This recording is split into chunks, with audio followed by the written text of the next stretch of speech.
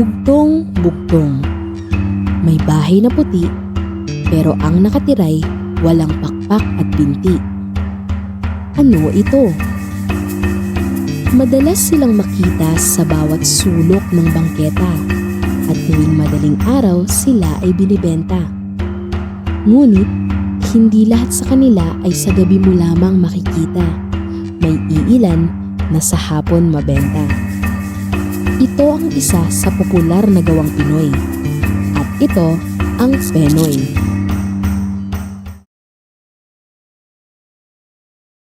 Kilala bilang kapatid ng balot.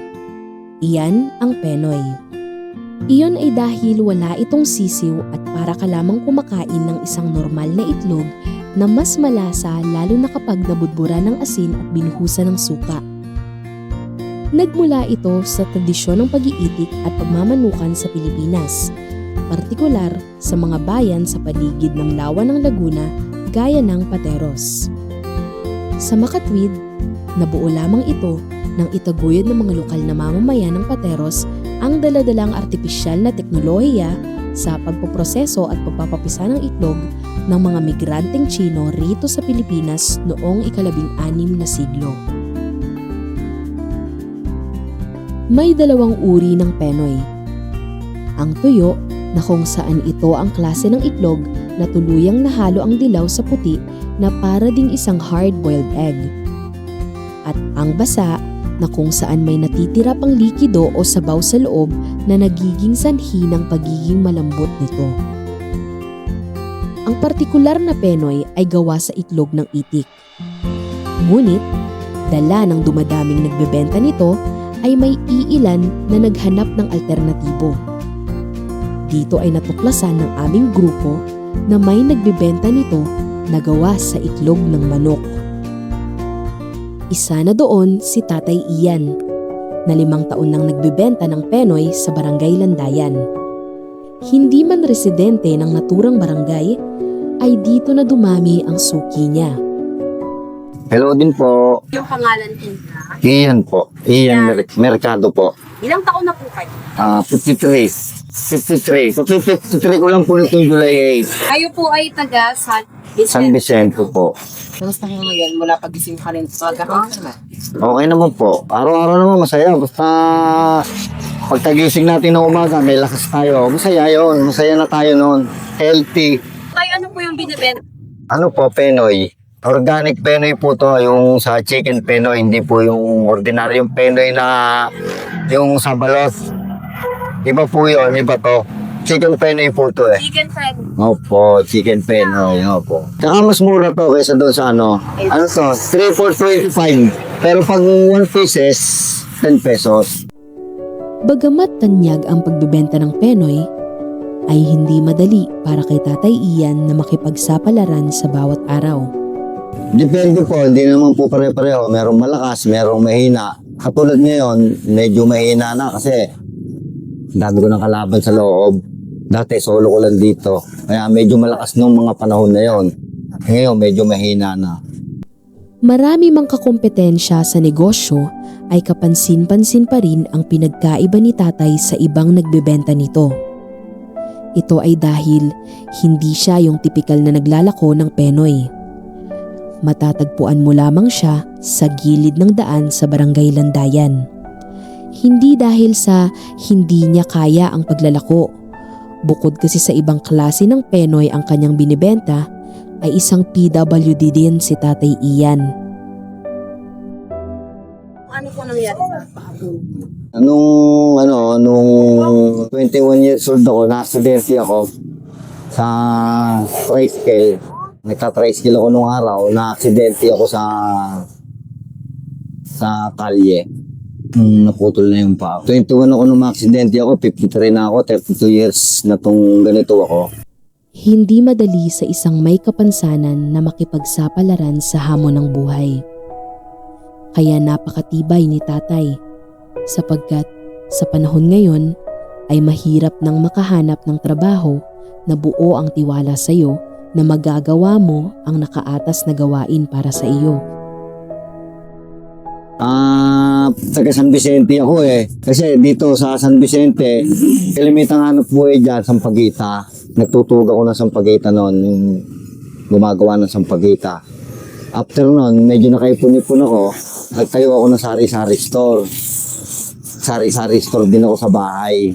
Yun, dire-diretso lang. Hanggang sa sari-sari store, hindi naman din ganung kalakasan. Kung doon mo kukunin lahat yung expenses, uubos din yung paninda. Eh, dito na lang ako, mas maganda sa Penoy. Kung hindi sila nangubos tayo, kung ginagawa niyo sa sobra. Ang ginagawa ko dito, binabalik ko doon sa kinukunan ko. Yung, kung ano lang yung mabenta ko, yun lang ang babayaran ko sa kanila. For example, may dala akong 10 tray. Nabenta ko 5 tray. Yung 5 tray, so sauli ko sa kanila yun. Yung 5 tray lang ang babayaran ko sa kanila. So sila na bahala doon kung kanila dadalhin yun. Dahil sa hirap na makahanap ng mapagkakakitaan na tanggap ang kapansanang mayroon si tatay, ay tanging sa pagbebenta ng Penoy lamang siya umaasa. Subalit, hindi sa lahat ng oras ay tumatapat sa kanya ang sinag ng araw. Mayroong pagkakataon na may mga dilubyong sinusubok ang katatagan niya sa buhay. Meron na po pang mga nag-trip sa iyo. Consider Meron din. Yung minsan, naiiwanan ko yung pera ko dito. For example, ganyan. Ganyan yung pera ko. Meron din kasing namomonitor na yung kilos ko dito.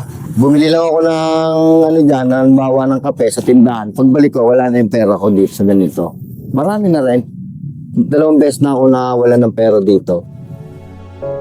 Sa mga kwento ni tatay, ay napatunayan niya na kahit gaano pa karami ang sinasabing masasamang tao sa mundo, mayroon pa ring mabubuti sa mga ito.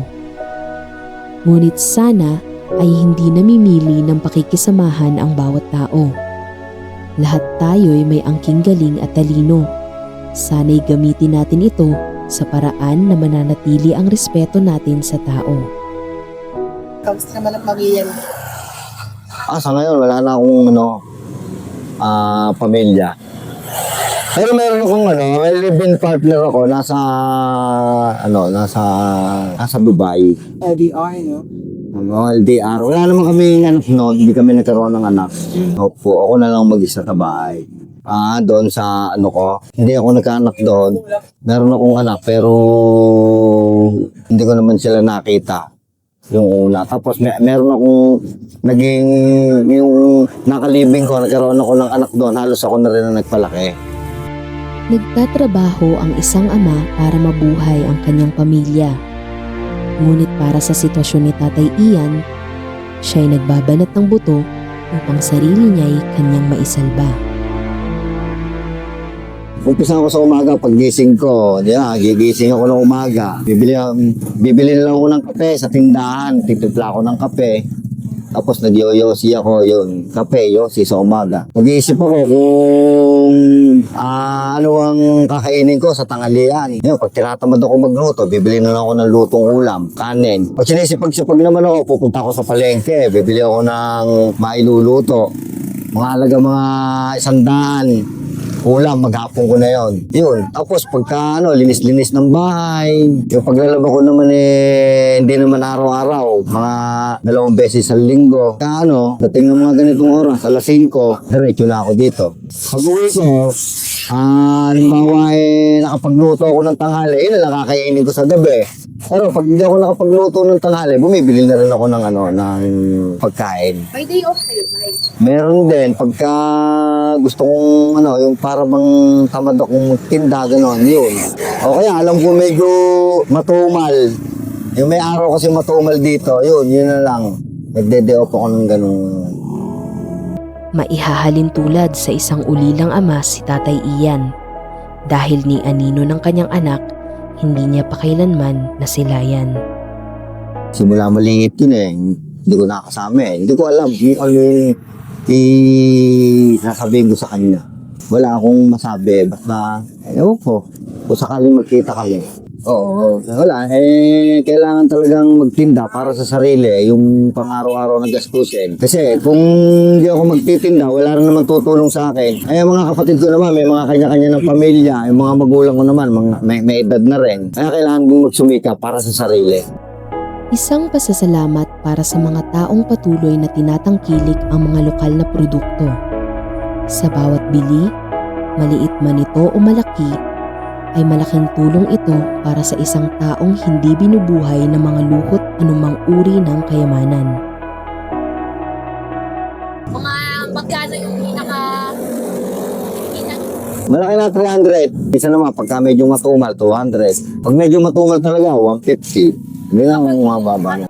Madalas ay mas mainam pang bigyan ang mga nagsusumikap at lumalaban ng patas sa buhay kaysa sa mga taong gumagamit ng dahas upang mabuhay.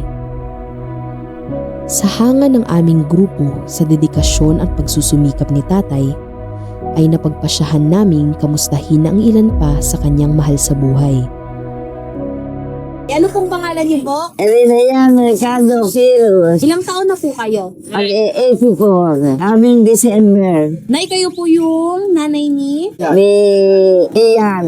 Sa araw-araw po, Nay, ano po yung pinagkakaabalahan nyo? Yung pagtitinda ng Penoy. Kamusta naman pong anak si Tatay Lian? Okay naman. Mabait naman. Maano siya. Kamusta naman po nung na-aksidente si Tatay Ian? Siyempre, nanay ako. Siyempre, medyo nabigla rin ako. Ganon. At siyempre, ninervous ako noon. Siyempre, ang naka-aksidente sa kanya, ito rin. Hindi ko akalain mabuhay. Isang biyaya na makasabay ng isang anak na tumanda ang kanyang magulang. Kung kaya't nakatutuwang pagmasdan na hindi hadlang sa kanila ang edad upang sila'y makipagsabayan sa agos ng buhay. Nay, sino po yung may-ari ng Penoy na pinag-aatahan? Ano lang yun, dinideliver lang ang katla kami. Ito po yung araw-araw nyo na po pinagkakaabalahan. Minsan, na nagtitinda ako mga alas 6 ng umaga la, pag medyo sumikat na araw, aalis na ako, ang balik ko na alas 5 ng hapon. May mga pangarap pa po ba kayo na para sa mga anak mo, para sa mga apo nyo? Mag-aaral sila mabuti, gano'n, gusto ko makatapos sila.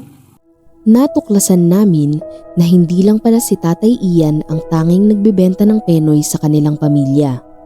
Maging ang kanyang ina at ilan sa kanyang mga kapatid ay nagbebenta na rin ito. Gusto nyo sabihin sa inyong mga anak, especially po kay Tatay Ian? Wala naman masasabi. Ang gusto ko, yung siya halimbawa kumita ng ayos, hindi naman makakita ng ayos sapat sa kanyang ganun din ako. Siguro, wala na siguro, na lang, yung health na lang. Maging malakas araw-araw. Kumikita kahit pa paano, hindi naman ginukulan, direksin mo sobra, okay na yun. Kasi sa kalagayan ko, wala na eh. Siguro, may edad na ako, hindi ko na rin ma-reach yung gusto ko. Nakapraso na rin ng buhay eh. Okay na, ini-enjoy ko na lang itong gantong buhay. Tinda, kumita ng konti, may panggastos, okay na yun. Sa mga katulad ni Tatay Ian na hindi na naghahangad pa ng mas labis sa ibinigay sa kanya ng may kapal, ay huwag sana ninyong sirain kung paano marunong makontento ang mga sarili ninyo sa mga bagay na mayroon kayo.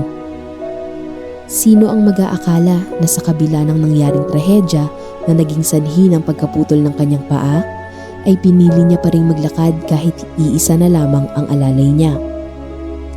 Isang malinaw na definisyon ng isang taong hanggat kaya ay patuloy na lalaban ng patas sa buhay.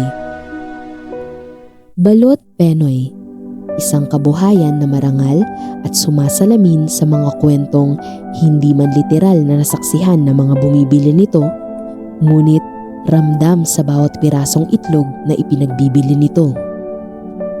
Umulan umaraw, umaga man o gabi, makikita ang mga taong marangal na nagbebenta nito sa bawat bangketa. Ika nga nila, sa Pilipinas mo lamang ito makikita. Hindi hadlang ang anumang balakid na dumarating sa buhay upang ikaw ay sumuko. mawalan ka man ng paningin, pandinig, o kakayahan na magsalita, mayroon at mayroong taong magsisilbing mata, tenga, at boses para sa iyo. Maputulan ka man ng kamay o di kaya'y paa, mayroong hahawak at sasabay sa iyong maglakad sa landas na tinatahak mo. Sa istorya ng isang Pilipinong nakikipagsapalaran sa kabila ng kahirapan, ay isa lamang ang pinakadapat na matutunan. At iyon ay ang pagtangkilik sa mga bagay na gawang atin. Gaya ng Penoy, na isang gawang Pinoy at tatak Pinoy.